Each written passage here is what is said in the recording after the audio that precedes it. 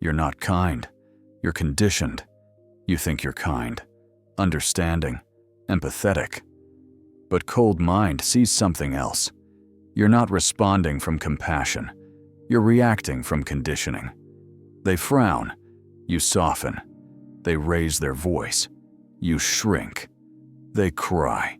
You collapse your frame to avoid being seen as cold. This isn't empathy. It's obedience, trained through guilt, reinforced through praise. You were rewarded for being quiet when they were loud, for being soft when they were unstable, for giving space even when it cost you yours. And over time, you stopped setting boundaries, not because you didn't know how, but because you thought kindness meant being emotionally available, even when it destroyed you. That's not love. That's programming. And every time you obey their emotion to prove your empathy, you abandon structure to preserve their comfort. Cold mind doesn't do that.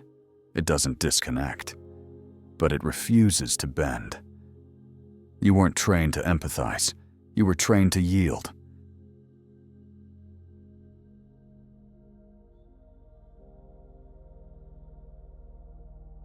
They didn't teach you empathy. They taught you submission with a smile. You think being emotionally available makes you strong, safe, compassionate. But zoom out. Where did you learn it? Think back. They cried. You were told to comfort. They yelled. You were told to stay calm. They collapsed. You were told to give them space, even when they just invaded yours. And when you did, you were praised. You're so mature. You're so understanding. You're the bigger person. So you learned your worth comes from your ability to absorb everyone else's emotion without flinching. Not because it's who you are, but because it's what kept you safe, kept you loved, kept you acceptable. And now, you can't even feel your own edge without wondering if it's too much. Your voice folds the moment their face changes. You call it empathy. But really, it's a survival reflex disguised as virtue. Cold mind sees it clearly. This isn't connection. It's conditioning. You weren't taught to relate. You were taught to neutralize conflict by minimizing yourself. And the more you did it, the more you were rewarded.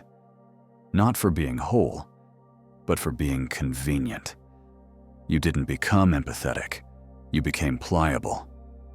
You don't dissolve because you care. You dissolve because you were trained to keep the room emotionally safe, by deleting yourself.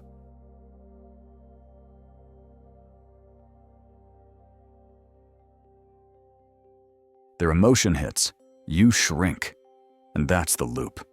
It always starts the same way.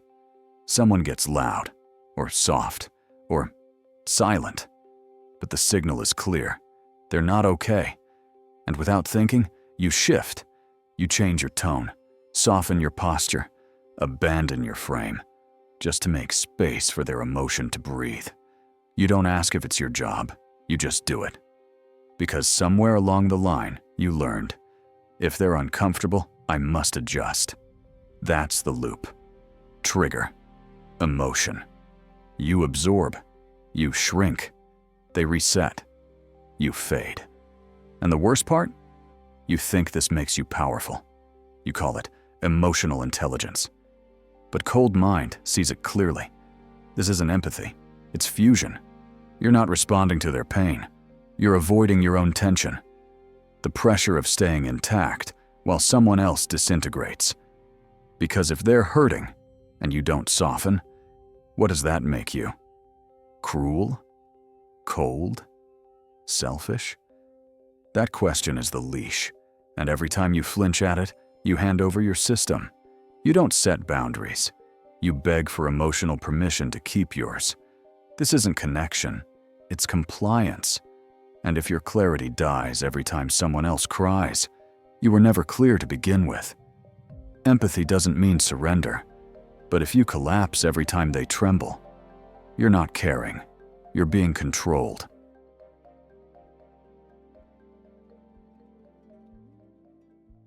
Cold empathy. Feel everything. Obey nothing. You don't need to stop feeling. You need to stop following. Because emotion is data, not command. Cold empathy doesn't mean disconnect. It means decoding without dissolving. Here's how it works. 1. Presence does not equal permission.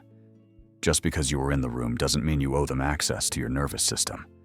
You can sit with someone's grief without losing your ground. You can hold space without absorbing their chaos. Your presence is not an agreement to make them feel better. You're not a therapist. You're not a regulator. You're not built to soak what they spill. Be here, but don't be bait. 2. Feeling not equal. Fusing. You can feel what they feel and still stay intact. Cold empathy knows. Fusion is collapse. It's when your body reacts as if their emotion is now your urgency. You speed up. You shrink down. You jump to fix, soothe, explain. Why? Because you didn't notice you just left your position. Empathy doesn't require obedience. It requires clarity under pressure. Feel the impact, but don't move unless you choose. 3. Clarity. Comfort. You've been trained to prioritize peace, to adjust so others stay calm, to edit truth so no one flinches. But cold mind doesn't adjust for comfort. It speaks in structure. Because what's clear will feel uncomfortable to people used to fusion. Let it. Cold empathy holds the frame even while holding the heart. You can say, "I understand you," and still say, "No." You don't lose empathy by refusing to bend. You lose clarity every time you do. The most dangerous kind of empathy is the one that sees clearly, but doesn't kneel.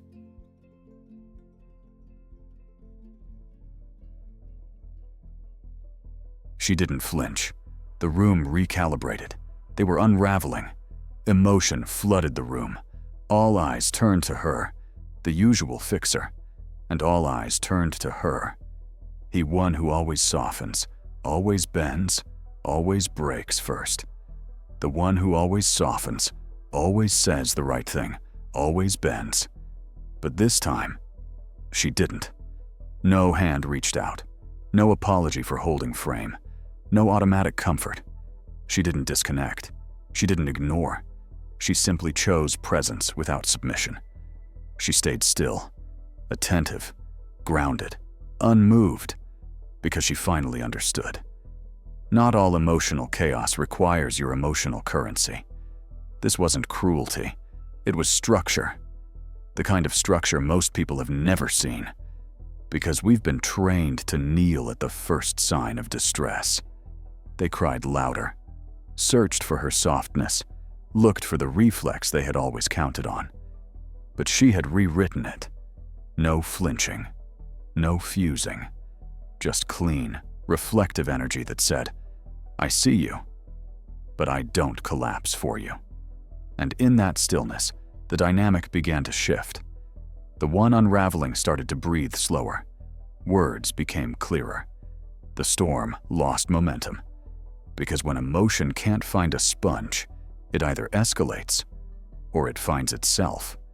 In this case, it found itself. Not because she healed them, but because she refused to perform her old role, the emotional absorber. That's cold empathy in motion. You don't offer escape, you offer space. And in that space, they either grow or repeat. But either way, you stay intact. No guilt. No apology. No leaking signal just to keep the room emotionally safe. She didn't give them comfort. She gave them contrast. And that was enough to break the emotional script.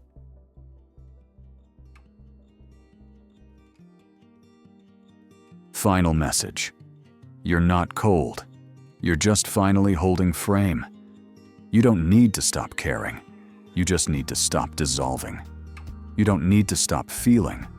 You just need to stop obeying every emotional signal as if it's a command. Because that's what empathy became.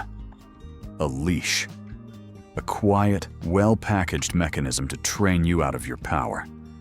They didn't say, surrender. They said, be kind. They didn't say, collapse. They said, be understanding. But behind the softness was structure loss.